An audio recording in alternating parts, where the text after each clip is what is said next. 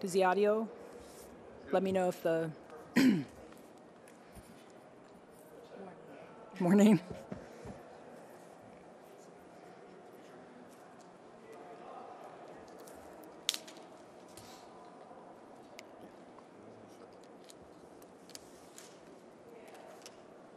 Hey, Mary. Morning. Morning.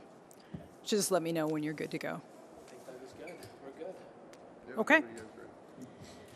Today we dismissed case number 27CR223828 following an admission of misconduct by the prosecutor in this case. Our supervisors were notified that an attorney had apparently lied to the judge during the ongoing trial in this case. On Friday, January 6th, 2023, during a recess in the trial, they questioned the attorney, and the attorney admitted to the allegation. We brought the matter to the court's attention before the trial was set to resume on Friday afternoon. In a short hearing under questioning by Judge Peter Cahill, the attorney admitted to having intentionally lied to the court. 4 days into the trial of a serious case with complex evidence and facts, it is impossible to substitute a new attorney who is unfamiliar with the case. After assessing our potential options late Friday, we determined that the office would be unable to proceed with prosecution, that we were no longer able to secure a conviction, and that we would be forced to dismiss the charges. The public rightly holds us to the highest expectations, and this conduct is an extraordinary breach of the public trust.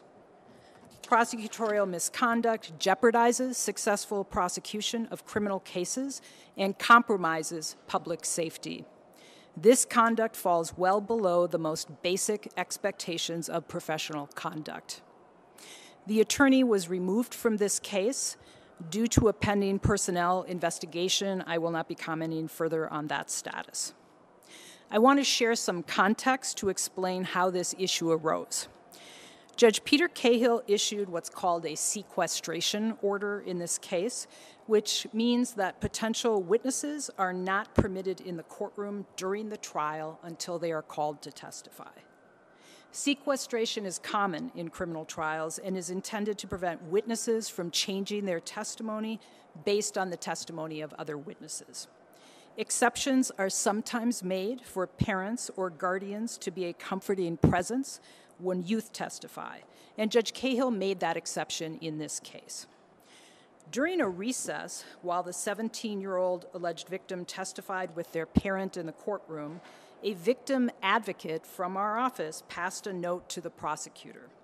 The note was a reminder to the prosecutor to establish the venue of the offense. Venue simply means that it happened in Hennepin County. After seeing the note passed and being concerned that it could be a violation of his sequestration order, Judge Cahill called the prosecutor to the bench and questioned the prosecutor about the contents of the note. While the note was not a violation of the sequestration order and was not inappropriate in any way, the prosecutor lied to Judge Cahill about its content. And here I want to make it clear, the parent did absolutely nothing wrong. She did not violate the sequestration order, nor did our victim witness advocate. This incident came to the attention of our supervisors following conversations with the victim advocate. The supervisors notified me immediately, and I was directly involved in addressing the issue from that point forward. After the prosecutor admitted to having lied, we notified Judge Cahill, who brought the parties back to court Friday afternoon for a short hearing. During that hearing, the prosecutor admitted lying about the contents of the note. Judge Cahill ordered the accused released from custody and set a hearing for today to address the incident. Unable to proceed, we dismissed the case at this hearing this morning. We must strive to do the right thing on every occasion. When we don't, we jeopardize the trust and safety of those we are here to protect. I am deeply remorseful and apologetic to the victim who will not have an opportunity for justice through the process of criminal prosecution of this case. Transparency is necessary for the public to have any trust in the possibility of justice. I pledged during the campaign that we would be transparent in our decisions and approach to seeking justice. And that is what we are providing today in a moment where we fell far short of the expectations the public has of us. Thank you. Questions? So I was in the courtroom today. There's some kind of nuance that kind of, beyond what you've said, and we appreciate you stepping out here to share. One was the note being passed. Are you sure that was during a break and not during the testimony? That was my understanding. Had it been passed during the testimony, that would not have been a breach of the sequestration order here. The critical thing is the content. The idea, what Judge Cahill was concerned about was that the parent had said something to the victim witness advocate, who then relayed that to the prosecutor. That would have been a violation of the sequestration order. This was not. It was simply the victim advocate reminding the prosecutor about a basic element of proving the offense. I mean, Cahill described, he was concerned because the mother, he, I guess, set out orders in advance that, the mom can't nod, can't right. convert. She was reacting. He was concerned what the jury was seeing. And then this note came into play. Yes. So the way I understood it was the note happened while the jury was in the room, and that was going to look particularly bad. That may be, and I completely understand Judge Cahill's perspective. He has made an exception to the sequestration order. He looks out in the courtroom, he sees this. He is concerned that it might be a violation of the sequestration order, so he summoned the prosecutor up to explain what it was. It was not a violation of the sequestration order. No, that's absolutely Yep. true. The thing was that Cahill said today was, had the prosecutor, and you're not using her name, is there a reason for that? It's a personnel investigation now. Okay, that said, had she just been honest, he would have reprimanded the victim advocate for even sending a message, but the case would have gone up. She then fabricated a piece of evidence for the court, and that's where it went off the rails, and that's where Cahill was going to throw out the case and where we ended up today. I mean, I guess, you could massage something, maybe someone's embarrassed, wants to cover for a victim advocate, but fabricating evidence before the court, I mean, that's what we're talking about here with this prosecutor. It is. I in no way diminish what the prosecutor did in this case. She lied directly to the court. That is unprofessional. It is prosecutorial misconduct. And to your point that it really was nothing, that is true. All she needed to do was to say to the judge, it was to remind me about venue. Judge, here's the note. That's what should have happened here. It did not happen. So I am differentiating what the note was about to make sure people understand that it was not a violation of the sequestration order, but I am in no way diminishing what the prosecutor did. In fact, it is for that reason that we are forced to dismiss a serious case. Are you able to say what the lie was, that fabrication? Can you describe what the misconduct was exactly? Well, the misconduct was lying to the court. What was the lie, though? My understanding is that the lawyer represented to the court something of the nature that what was in the note was a mispronunciation, or a reminder to her to pronounce a name correctly. So it was inconsequential. She just needed to say, Judge, the victim witness advocate was reminding me to establish a basic element of the offense. Here's the note. And that would have put an end to it. This is a senior prosecutor. It is. And can you talk about how rare it is for something like this to occur, to have a mistrial, and then for there to be misconduct? Yeah, I'm glad you brought that up. There wasn't a mistrial here.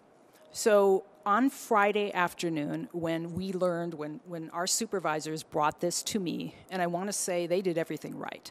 They followed up immediately. They brought this to me. We discussed what our available options are. From the beginning, our priority was trying to see if we could continue to prosecute this case, whether now or later after a mistrial might be declared. So our supervisors went down to court and disclosed this to the judge. We offered to join in a motion for a mistrial with the defense. The defense, which is their right, opted to go ahead with the trial. And that is their right. We, as prosecutors, cannot make a motion for a mistrial ourselves. I mean, we can, but if we do, the case would be dismissed and we would not be allowed to go forward. The reason the law is that way is because you can't create the conditions that then enable you to say, can we have a do-over? So when the defense did not choose to join in our motion for a mistrial, we were put in a position of having to decide whether we could go forward on the case. We decided that we could not, and so we conveyed that to Judge Cahill Friday afternoon, and we came back this morning to have the victim advocate testify. So it was dismissed, not a mistrial? Yes. Judge Cahill didn't mention it, but I mean, are there contempt allegations have to come from the court, right? That's your office doesn't file contempt charges, but I mean, is what this prosecutor did with the fabricating of evidence for Judge Cahill? I mean, is it a crime? I'm not going to comment further on that because, as I said, it is now a personnel investigation. Our ethical obligations, one of the most basic ones is that you may not lie to the court, period. And that's what happened in this case. I still think there's a difference, you're married, between the lying and the fabrication. There's a second note. You understand that, yes. yeah? Yes. I still think that, I guess you can lie and not be caught, but this idea, and she put the victim advocate in a horrible position, and now, I mean, I watched as the two exhibits got brought up to Judge Cahill. I mean, they fabricated evidence for Judge Cahill. Yes, so what you're referring to is that the lawyer asked the victim witness advocate to change the note to conform with the lie that she had told the court. That was improper and unethical. That did happen. And I would just ask, I don't know if you know this, is out of kind of, what you probably came here to talk about today. Was there also, given the allegation, and like I said, I was in the courtroom, was this kind of a potential deportation-related type, like no. This guy's status is? It was not. But it was just in prison. It's a 30-year. I mean, this was a serious crime. This is a familial CSC first-degree charge. I mean, this guy maxed 30 years, according to statute. I mean, this was serious. This was a very serious offense. That is why I talked here about it is our obligation to maintain high ethical standards, because we can't be in this position. We can't be in the position of having to dismiss a serious crime like this because of our own conduct. And I want to be perfectly clear. I do not diminish the initial lying and the putting the victim witness advocate in the position of fabricating or changing the note. That is serious misconduct. That is actually one of the reasons, I think, why, if I mentioned that the defense did not choose to join in our offer to join in a motion for mistrial, and that's their right. Even if they had, the judge would have been trying to decide whether we would even be allowed to go forward, and that would be an analysis of how serious this misconduct was. So I want to be clear that even if the defense had joined us in our motion, there was still an inquiry by the court as to whether we should be allowed to go forward in prosecuting this case because of the severity of this misconduct. While the investigation's underway, is the prosecutor on leave? She is not handling cases, and what I will say is that we have instigated a personnel investigation. I know you can't speak on behalf of the family or the victim, but how did they react to this news? Our supervisors were very honest with them about what happened. And what I would like to say is that victim, young woman, was incredibly courageous in testifying in this case. And I'm deeply disappointed that we can't go forward in this prosecution. And what's your understanding about the defendant? Was he released over the weekend? Is he free now? Judge Cahill told us Friday afternoon that he was going to be releasing him Friday.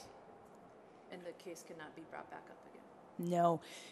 Once a jury is sworn in, you can't generally ask for continuances because we have a jury impaneled. As I said, if there had been a mistrial, there still would have been an inquiry as to whether we would be allowed to go forward because of the seriousness of this misconduct. As I said, the defense chose not to join in our motion for a mistrial, which was their right. And so we could not, had we made our own motion for a mistrial, we would not have been allowed to go forward because you can't create, a do-over because of your own misconduct. So that put us in the position of trying to figure out if there was any way we could go forward on this case. And as I mentioned, this case had been in trial, I believe, for 4 days. It was a complex case. The victim had testified. We don't have a transcript. There just would have been no way to get a prosecutor up to speed to be able to prosecute this case today. And the way that you understood it, was it leading toward, you can't have a crystal ball, but was it considering the evidence and the testimony, did it appear as if the defendant would have been, held accountable for this? If not for this wrong, misconduct of the prosecutor, would you have won this case? There's no way of knowing that. The case was not completely in. We had not even rested our case, so the defense hadn't had an opportunity to put on a case. So I can't really say. That's having to have a crystal ball. And Mary, can I just ask, is that prosecutor, is that a, what do I want to call it, like a sex assault division attorney? Does she handle just those types of cases? I'm just trying to contextualize. No. She's a broad-based criminal prosecutor in your office? Yes. Veteran? Yes. Yeah, thank you. I'm good. Anything? Yeah, I'm good. Thank you. Well, thank you for coming out. We appreciate you. Very first press conference, right? My very first, yes. Well, that's kind of a turn. Yeah. No, I never have one. Come on. Nope. You just did those gaggles? We stuck our microphone in your face? Oh, no, I attended other people's press conferences, but I never You never, called one, bro. Yeah. Nope. Thank you very much. Thanks, Mary.